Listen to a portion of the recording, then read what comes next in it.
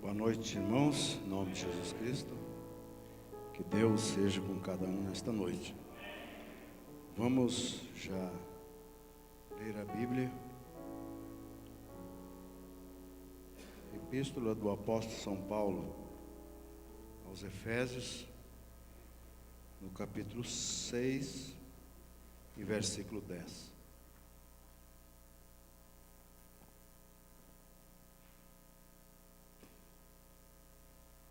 Efésios, capítulo 6 e verso 10. Isso aqui não está funcionando, será? Já vai ajeitar? Tá bom.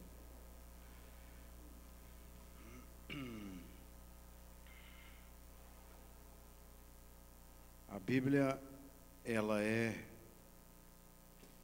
o livro de salvação.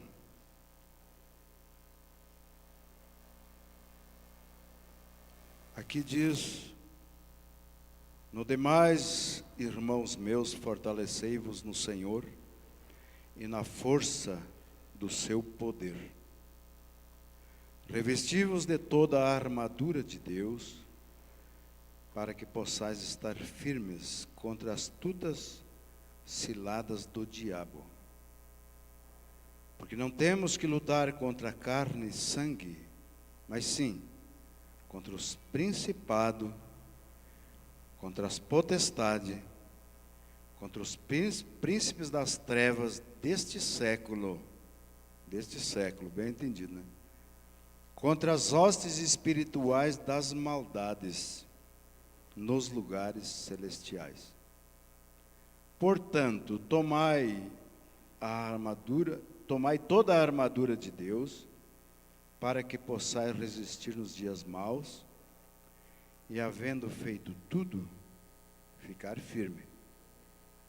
Estais, pois, firme, tendo cingido os vossos lombos com a verdade, e vestido a couraça da justiça, e calçados os pés na preparação do evangelho da paz, tomando sobretudo o escudo da fé, com o qual podereis apagar todos os dardos inflamados do maligno.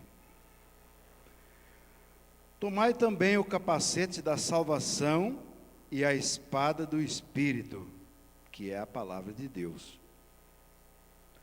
Orando em todo o tempo, com toda a súplica no Espírito, vigiando nisso com toda perseverança e súplica, por todos os santos, e por mim, para que me seja dado no abrir da minha boca a palavra com confiança, para fazer notória o mistério do Evangelho, pelo qual sou embaixador em cadeia, para que possa falar dele livremente, como me convém falar. Amém?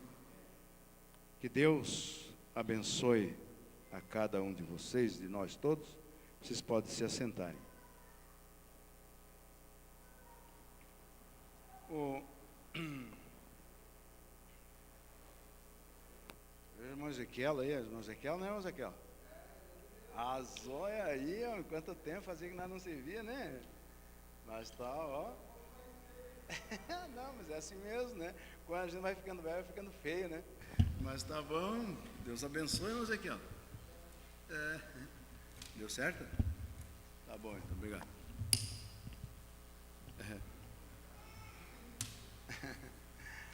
Viu como a gente não esquece um dos outros, né, Ezequiel? Isso aí, Deus abençoe. Eu tenho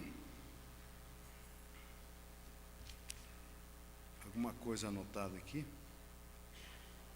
que não é pouca coisa, mas o pouco com Deus é bastante, diz aquele velho ditado, né? Dá pouco à igreja também, mas o pouco com Deus é bastante. Acho que os crentes têm medo de se molhar, né? Mas é assim mesmo. Tem gente que não gosta de água. Eu gostaria de falar um pouquinho sobre guerra.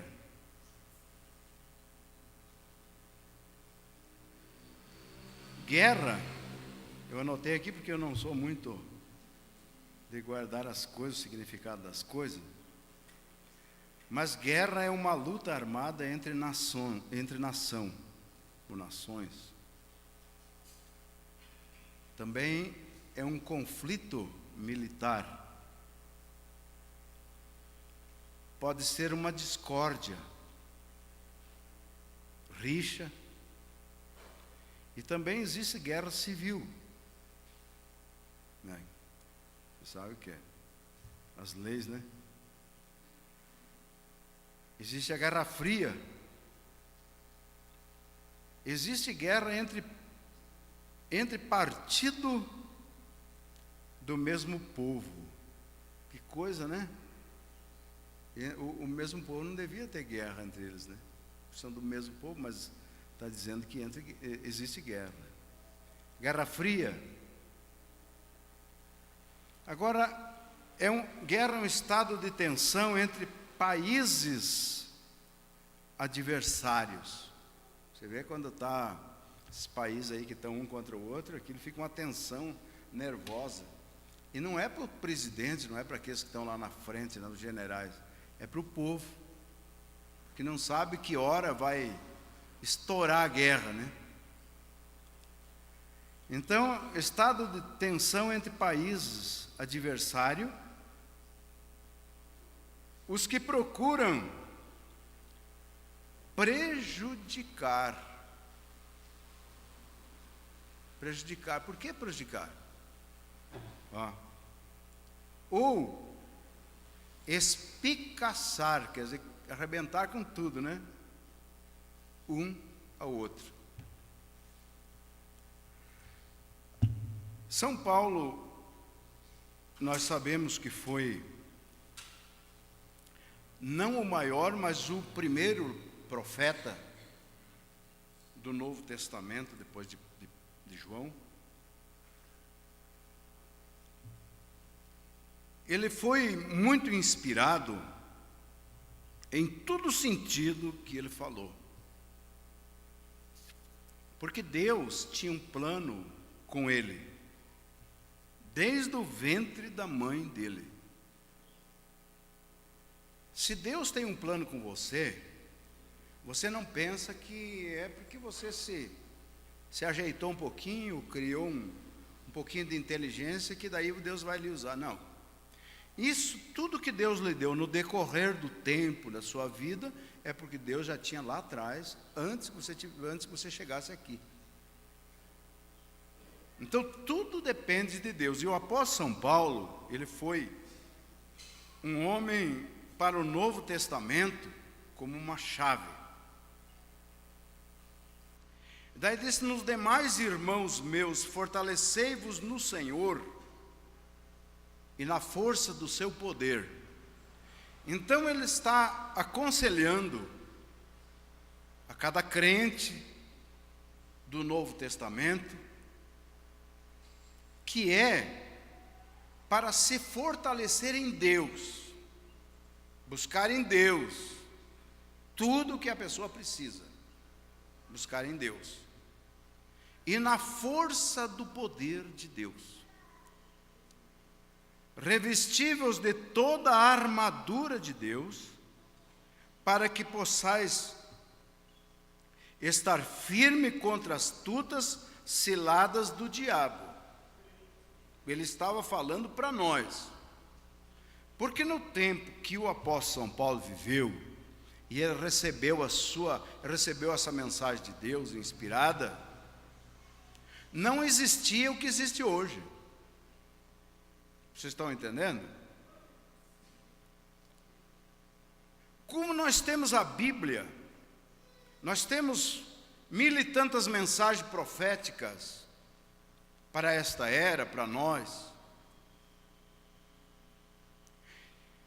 e problemas que acontecem hoje, a maneira que o diabo trabalha hoje entre as pessoas, ele não trabalhou quando o profeta estava pregando e resolvendo os problemas, e nem quando Paulo, e nem quando Jesus. Quero que vocês entendam isso. que cada tempo ele trabalhou de uma maneira diferente.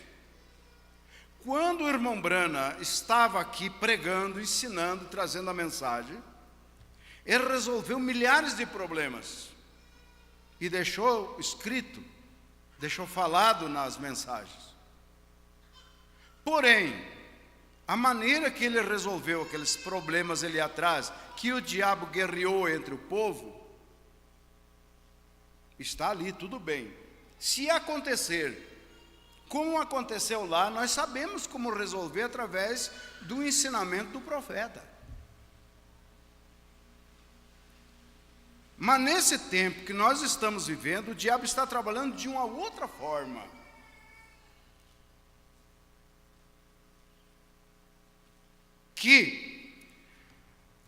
Por isso que o quíntuplo, os 5 ministérios de Efésios 4:11 está sendo trabalhado hoje. Ele nunca foi trabalhado, aquele ministério nunca teve em ação, nunca teve em evidência como está hoje.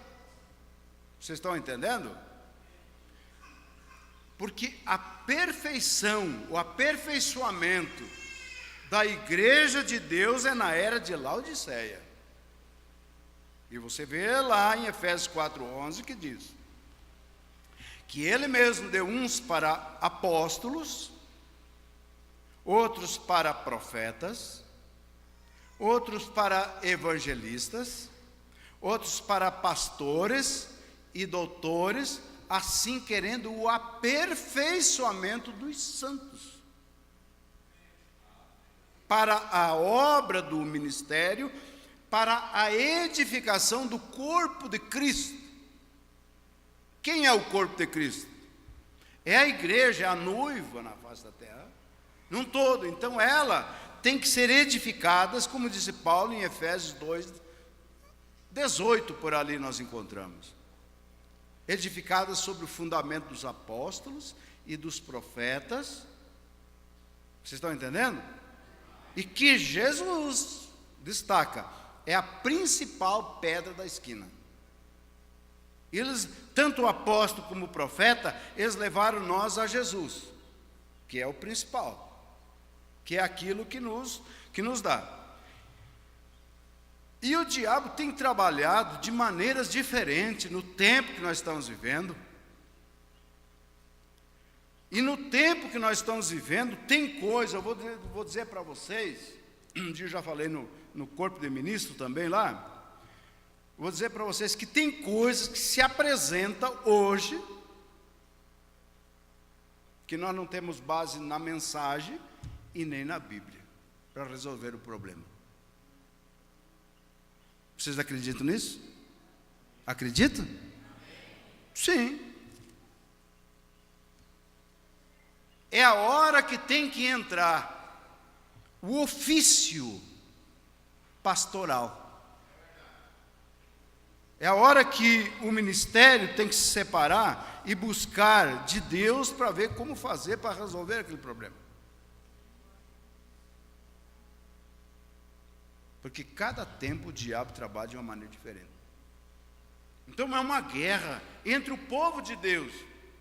E todas as guerras não foram a mesma guerra, elas foram por causas diferentes, você sabe disso? Um guerreava por terra, para querer aquela terra, outro guerreava para ser dono do país, outro guerreava para tomar o reino, como nós vemos hoje as guerras políticas aí, que é uma baixeza isso aí. Se um cristão se envolver em política, ele não está nada mais, nada menos que nas mãos do diabo. Qualquer cristão, qualquer homem que se envolve nessa baixeza de política aí, puxando para cá ou puxando para lá, ele não está fazendo nada mais, nada menos do que a vontade do diabo, porque já está virado numa anarquia desgraçada do inferno. Vocês estão entendendo? Às vezes você pode dizer, não, mas a lei vem de Deus. A lei, mas não a política. Toda lei é tirada da Bíblia, mas a política é do diabo. Se a política lá é do diabo, lá em cima, nos poderes civis, E vem descendo a política dentro da igreja não é do diabo também? Claro que é. Existe a política religiosa, o profeta fala isso, política religiosa, conquista de laicos, e aqui e ali, fazendo aquelas políticas. E tudo isso não dá nada mais, nada menos do que uma guerra. Não tem dado guerra? Você vê, coitado de nós, né? Na mão desse diabedo aí, né? Graças a Deus que nós somos protegidos por um outro tipo de uma outra proteção que é de Deus. E Deus prometeu que os seus filhos não iam faltar nada. Podem roubar em tudo o que quiserem lá, mas você não vai passar fome. Nós não vamos passar fome, não, porque há uma promessa de Deus.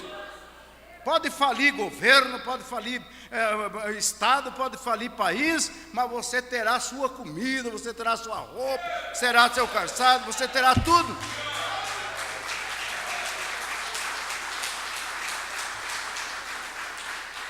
Disse o salmista Davi: eu fui moço, hoje sou velho, mas nunca vi um justo desamparado e nem a sua descendência mendigando pão.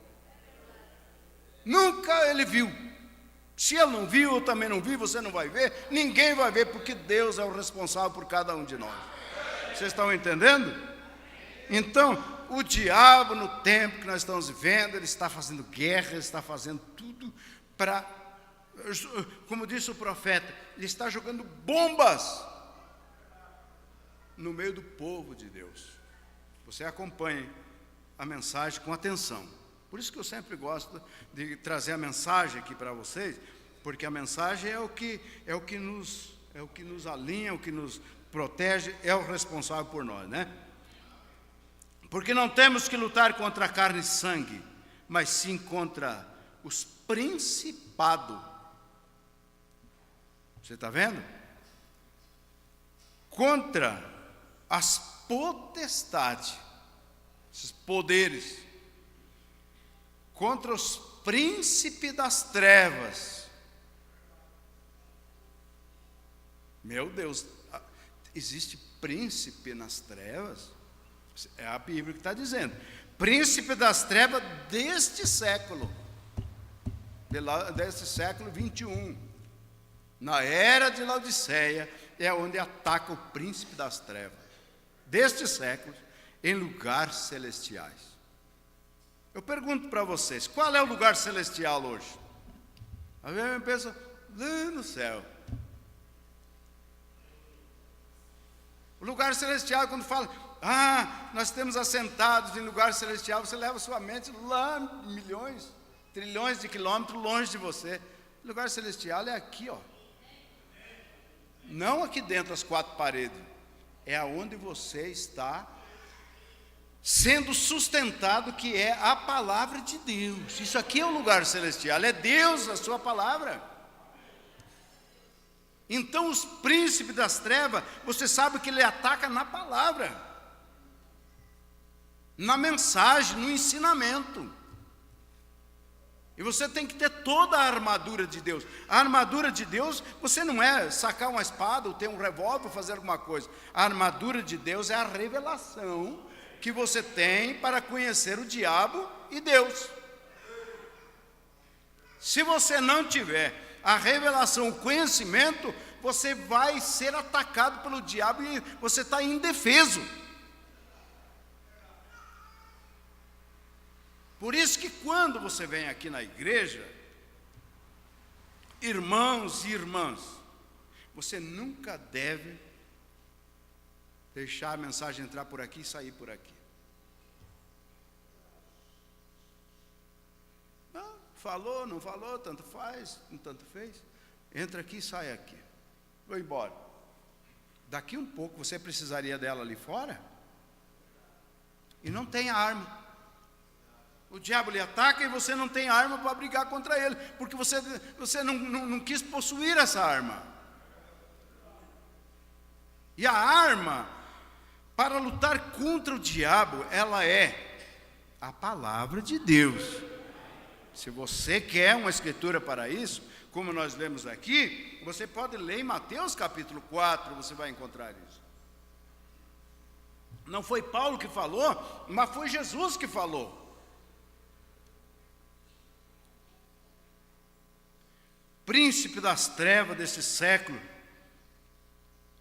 contra as hostes espirituais das maldades. Maldades. Não é benignidade, mas maldade. Que opera em lugares celestiais. Hoje eu estava dizendo no rádio ali, falando de Timóteo 4, que as pessoas vão e estão exatamente nesse tempo. Que eles têm comichão no ouvido de ouvir a sã doutrina, mas não tem. Não tem a sã doutrina. Vocês estão entendendo? Então, eles não tendo a sã doutrina, eles amontoam para si doutores conforme as suas próprias concupiscências. E voltam às fábulas e se perde. Vocês estão entendendo? Então, por isso, amados, que eu sempre bato nessa tecla, porque quer ver uma coisa? Você pega, aqui está os teclados, ó. Toca, quantos hinos foi tocado nesta noite? Batendo na mesma tecla, porém, saindo um som diferente, acompanhado de alguma coisa do lado, de um outro tipo de nota do lado. Vocês estão entendendo? Tocando a mesma tecla, cantando outro tipo de hino. E nós batemos exatamente na mesma tecla, às vezes, com uma visão diferente, e as pessoas não entendem, elas pensam que, não, mas de novo com isso, de novo com isso. Mas é Deus falando de uma maneira diferente, porque você não entendeu antes, e Ele está falando de novo. Para que cada um possa entender, cada um possa ter uma mente aberta, porque isso aqui, você sabe que nós estamos adestrando pessoas, não é para lutar contra carne e sangue, mas contra as hostes espirituais das maldades. Portanto, tomai toda a armadura de Deus, para que possais resistir os dias maus. Tem dia mais mau do que esse dia que nós estamos vivendo? Paulo disse a Timóteo que haverá dias trabalhosos, haverá homens avarentos, presunçosos, soberbos, ingratos, avarentos, mais amigo dos deleitos do que amigo de Deus, mais amigo do dinheiro, mais amigo da riqueza do que amigo de Deus. Vocês estão vendo? E Paulo adverte em 4 de Timóteo 2, ele disse: o Espírito expressamente diz. Qual é o Espírito que diz? O Espírito Santo. O Espírito expressamente diz. Vamos ler isso aqui para ver? O que o Espírito expressamente diz? Quem me ajuda a achar aí? Eu não estou me lembrando, eu gosto que fique bem. Oi? É 4, de 2 Timóteo. Quem achou? 1 Timóteo 4? Quem achou, leia aí para nós. Levanta e leia bem alto. Eu não achei aqui.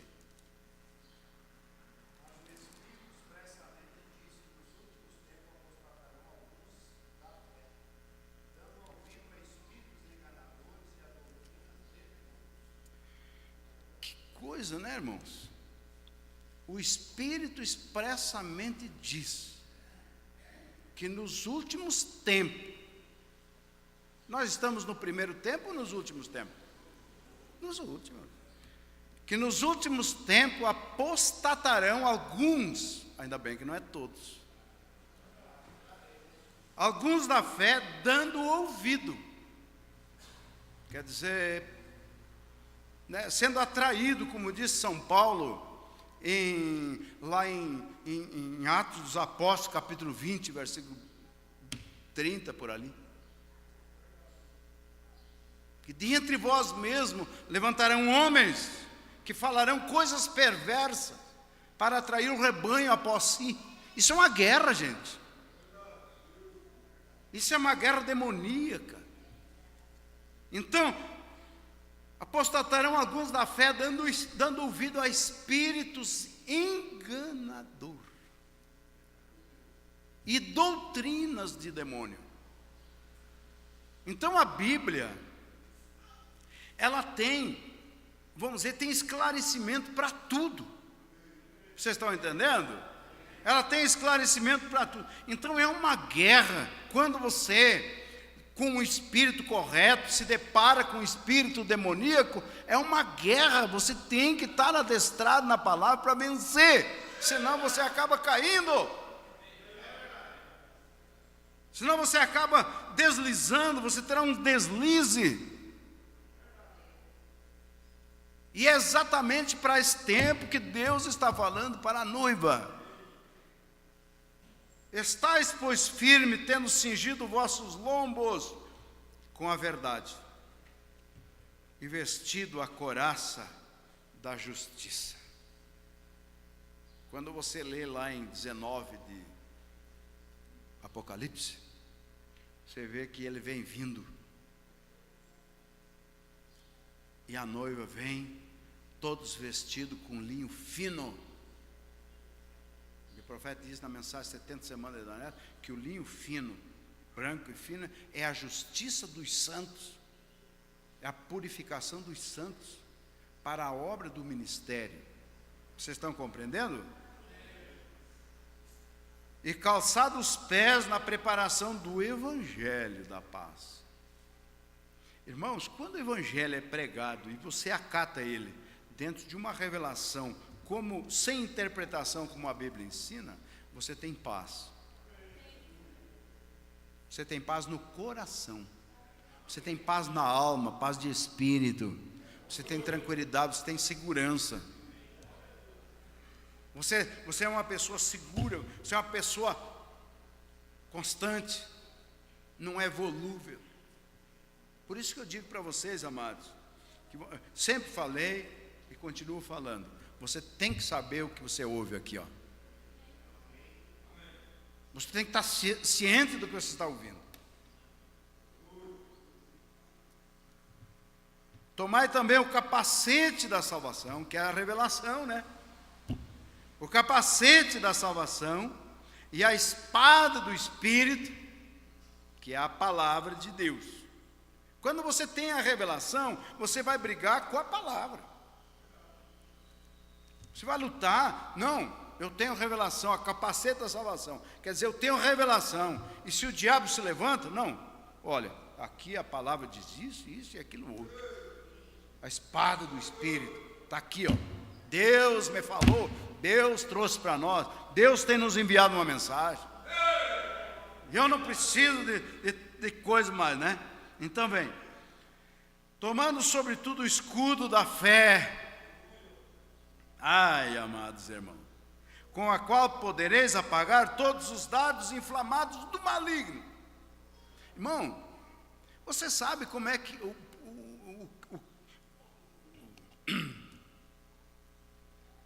como é que eu posso explicar aqui?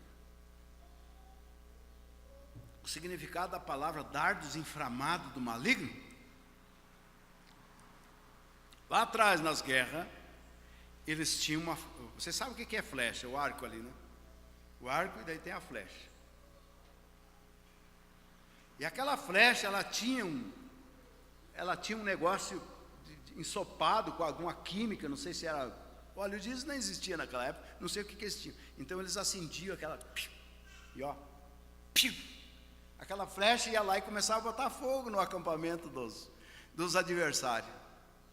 Vocês estão entendendo? Aquela flecha ia acendendo, e aonde ela caía lá, que ela cravava, ela pegava fogo. Onde ia, então essas flechas inflamavam, e dele, até queimar o arraial dos seus inimigos. Mas você tem o escudo da fé para apagar os dardos, quer dizer, as flechas inflamadas do maligno. Quer dizer, se ele quer botar fogo, se ele quer te incendiar em alguma coisa, você tem o escudo da fé. Joga, bate aqui. Porque sabe o que é escudo? Era um negócio tipo um guarda-chuva, que eles tinham grande assim, com um cabo no meio.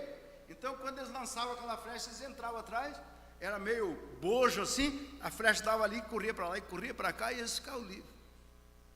Mas você tem o escudo da fé para apagar os dardos inflamados do maligno, que é a palavra de Deus, esse escudo. Lança, Satanás, lança, tira, eu tenho aqui, ó, me defendo, eu estou protegido, estou atrás da palavra. Amém? Vamos lá. Tomai também o capacete de salvação e a espada do Espírito, que é a palavra de Deus. Orando em todo tempo, com toda a oração e súplica, no Espírito. Aqui é outra chave, ó. Tem gente que ora, mas não ora no Espírito. Você está vendo? Orando no Espírito. Tem gente que ora por um olha pelo outro, às vezes tem gente que ora pelo outro. Ah, meu Deus, ajuda. Tomara que dá um fracasso na vida dele. Vinga, Senhor. Quebra com ele, Jesus. Mostra, Senhor. Não é assim que se ora. A oração é uma intercessão. Jesus, tem misericórdia. E essa tem misericórdia não é daqui, tem que sair daqui, do coração. Tem misericórdia, ajuda, Senhor. É uma alma. É 10.000 mundos cheios de prata e ouro que está ali, meu Deus. É preciosa diante dos teus olhos. Se é salvo ou não é salvo, é com Deus aí. Mas você fez a sua parte. Estamos aqui exatamente para isso, amados. No Espírito. Quando nós orarmos no Espírito, as coisas acontecem. Orando aqui, pensando no serviço lá. Ele não está orando no Espírito, está orando no serviço, né? De joelho dobrado, orando e pensando na roupa que está lavando, que tem que lavar, ficou em casa para lavar. Ficou o pão assando. Ficou, amanhã tem que fazer isso, estou preocupado. Meu Deus, tem misericórdia, mas a mente dele está lá.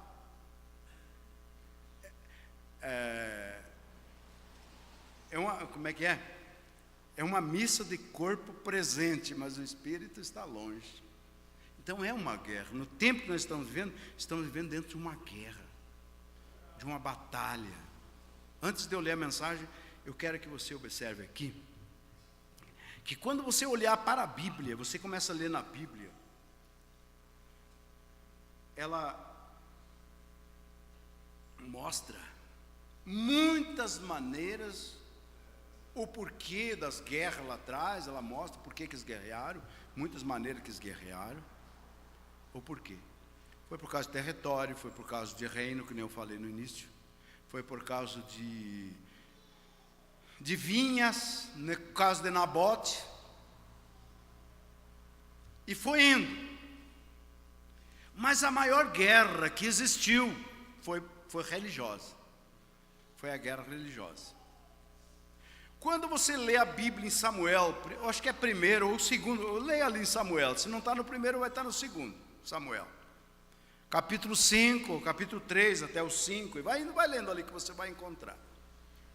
Quando a arca estava lá atuando em Israel, passando pela terra dos filisteus, acho que é 4 de 1 Samuel, se eu não estou enganado. Então o povo de Deus estava com a arca, eles regozijavam e jubilavam e cantavam e adoravam, e estavam ali, e os filisteus ouviram aquilo. Que é isso? Que, vamos dizer assim, que júbilo é esse? Que alegria é essa? O que está acontecendo? E alguém disse, é a arca de Deus que está aí, que eles estão adorando.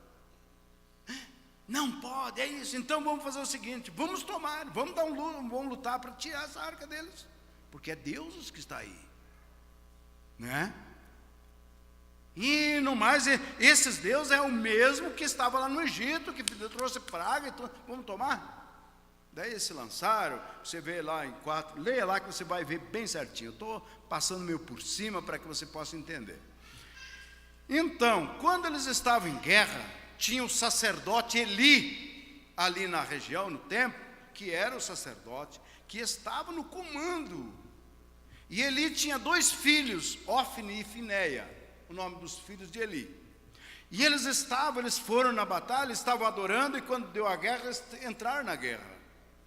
E morreram os 2 na guerra, por causa da palavra de Deus, por causa da guerra, por causa de Deus. E saiu, se desprendeu alguém, um mensageiro de lá, e veio correndo. E Eli, diz a Bíblia ali, que ele estava sentado num certo lugar lá, na expectativa, estava com seus ouvidos atentos. O que ia acontecer? Será que o que vai acontecer? E quando ele viu, chegou o mensageiro correndo. Ele disse: teus 2 filhos, Ofni e Fineia, morreram na batalha. Ele era velho, com 90 e tantos anos, quase 100 anos. Ele era velho, estava sentado ali, estava cego já. Irmãos, e ele tomou aquele susto. Ai, meus filhos, quem não tem dor para os filhos? Tomou aquele susto, se jogou para trás. Ele era um homem pesado, caiu, quebrou o pescoço e morreu. Isso tudo por causa de uma guerra religiosa. Morreu. A nora, a esposa de um dos filhos dele, estava grávida, prestes a dar luz a um filho. Chegou o mensageiro e disse: teu marido morreu, teu cunhado morreu, teu sogro morreu, caiu da cadeira e morreu. Falou para ela, e a Bíblia diz que ela inspirou, deu um ataque, por certo, deu alguma coisa, né? E se curvou e deu luz ao filho que ela estava esperando. E na dor do parto, ela saiu uma palavra inspirada de sua boca, dizendo: e acabou.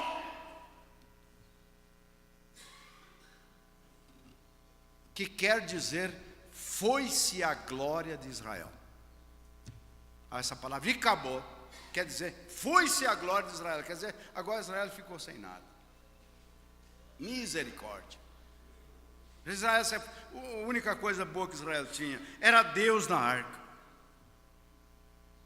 Irmãos, não para por aí. Foi-se a glória de Israel. Mas veja bem como as guerras, muitas vezes ela dá uma guerra boa, mas dá uma guerra ruim também. O próprio objeto possuído ou tomado pela guerra, às vezes ela pode causar bem, mas pode causar mal também, para aquele que o tomou. Os filisteus tomaram a arca e levaram para o templo, para a igreja deles, e lá eles adoravam um deus chamado Dagon. E esse deus estava lá, era o que eles adoravam, e eles colocaram a arca ao lado do deus Dagon deles. Vocês estão entendendo? Só que ali começou a dar problema. Oi? Uma guerra entre santos, entre Deus e o diabo, entre Deus e o ídolo. Quando eles botaram lá, quando eles foram pela manhã, o Dagon deles estava caído, com a perna e um braço quebrado. E eles pegaram e botaram o Deus de pé e tal e coisa. No outro dia de manhã chegaram lá, o Dagon deles, que era o Deus, estava caído, com o pescoço quebrado. Estava dando guerra, mas só você vê quem estava vencendo? Quem estava vencendo? Era Deus ou não era? Então eles começaram: tira esse Deus daí, tira essa arca daí, porque não está. Daí os israelitas possuíram, deram mais uma pelhada e conseguiram tirar a arca e levaram. Mas quando eles levaram a arca, a Bíblia diz, acho que é Reis, ou Samuel também, é por aí, você vai lendo, você vai encontrar isso. Pega as referências que você vai achar. Eu já li, mas não estou me localizando onde é que está. E eles vinham, era aquele júbilo, aquela grita. E Davi ouviu que a arca estava na casa de um irmão Porque eles tiraram da arca do Deus Dagon e levaram para a casa de um irmão. Esse irmão, Obed-Edom. E quando eles levaram para lá, Davi se alegrou tanto, chamou todo mundo. E a arca está vindo, glória a Deus e aleluia, rolava no chão e pulava na frente do palácio. E a mulher dele olhava lá de cima e disse: Davi, tu está se portando como qualquer um aí, você é um rei. E começou a murmurar de Davi. E Davi se alegrava. E Davi pulava, e Davi rolava no chão, porque a arca estava vindo. Está vendo? Só que quando a arca estava vindo, mas só de uma maneira errada. Havia alegria, havia pulo, havia choro, porém eles estavam esperando a arca, só que ela estava vindo de uma maneira errada, vocês estão sabendo? Mesmo a arca vindo de uma maneira errada, ela tanto trazia bênção como trazia maldição. Misericórdia, gente. Por quê? Porque Davi, quando soube, ele mandou fazer uma maneira para trazer a arca. E essa maneira que Davi fez, ele consultou os reis, consultou os sacerdotes, consultou todos os religiosos e consultou tudo. Não, vamos fazer. E ali tiveram uma ideia de fazer um carro de boi, fazer uma carroça, e puxada com os boi e a arca vindo em cima, e todo mundo naquele regozijo, glória a Deus e aleluia, e louvando, Hosana, Hosanas, bendito que vem em nome do Senhor, e vinham naquele júbilo. Só porém, aquela alegria, aquela maneira não estava correta. Eles louvando a Deus de uma maneira errada. Vocês estão entendendo? Estavam trazendo Deus de uma maneira errada. E aquela carroça vinha vindo com a arca em cima, e o boi tropeçou, e a carroça quis virar. Teve o condutor da arca e levou as mãos para segurar, o condutor da carroça levou as mãos para que a arca não caísse. Você sabe o que aconteceu? Morreu. A Bíblia diz que se explodiu ele. Morreu. Vocês estão vendo? Ele morreu. Por quê? Porque estava vindo por lugar certo, mas de uma maneira errada.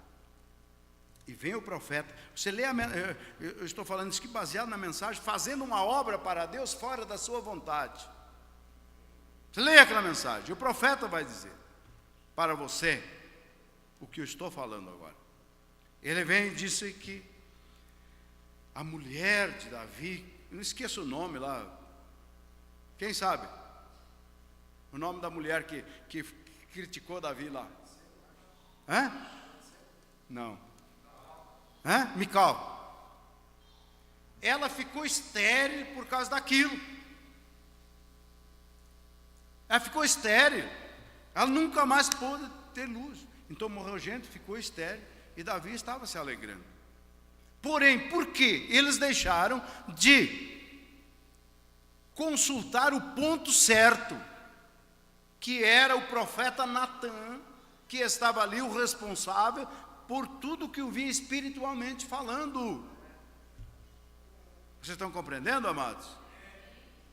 Se eles tivessem ido consultar, Natan, vem cá, você é o profeta, como nós devemos fazer, o que devemos fazer para trazer a arca, e como devemos trazer ela? Sabe o que Natan ia dizer, o profeta Natan? Vocês sabem como Deus ordenou, tem que vir sobre o lombo dos levitas. Pega os levitas, vai lá, os levitas trazem, vai ser tranquilo, vai entrar aí. Não, mas eles deixaram, porque eles queriam que Deus trabalhasse do modo que eles tinham, queria que Deus trabalhasse. Eles queriam mudar o plano de Deus, e o plano de Deus não se muda, irmãos. O plano de Deus continua, do mesma maneira.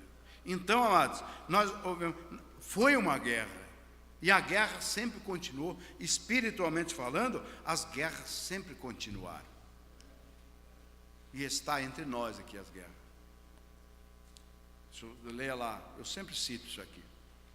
12 de Apocalipse, verso 7, que houve guerra no céu. E essa guerra que teve no céu, você tem que prestar muita atenção quando você lê ali, que Miguel e os seus anjos, vocês estavam entendendo? Batalhou contra o dragão e os seus anjos. Sempre teve um general, sempre teve um cabeça ali na frente, que tem um povo atrás e teve um cabeça para ordenar. Porém, o Miguel, ele batalhou, pegou seus anjos e batalhou contra o dragão e seus anjos, porém, Miguel e seus anjos venceram o dragão e seus anjos. Se você ler ali Apocalipse 12, você vai ver que quando o dragão foi lançado do céu, ele trouxe de lá a terça parte das estrelas do céu, na sua cauda. E o irmão Branham diz que a cauda, aquilo ali, significa a mentira do diabo que ele infiltrou no meio dos anjos lá dentro. E você lê na mensagem, Cristo é mistério de Deus revelado, que aqueles anjos vieram e se tornaram carne, eles conquistaram corpos e se tornaram pregadores. Pregadores metodistas, batistas, luteranos, wesleyanos e assim por diante. E eu vou dizer para vocês, eu acho que está dentro do povo chamado povo da mensagem.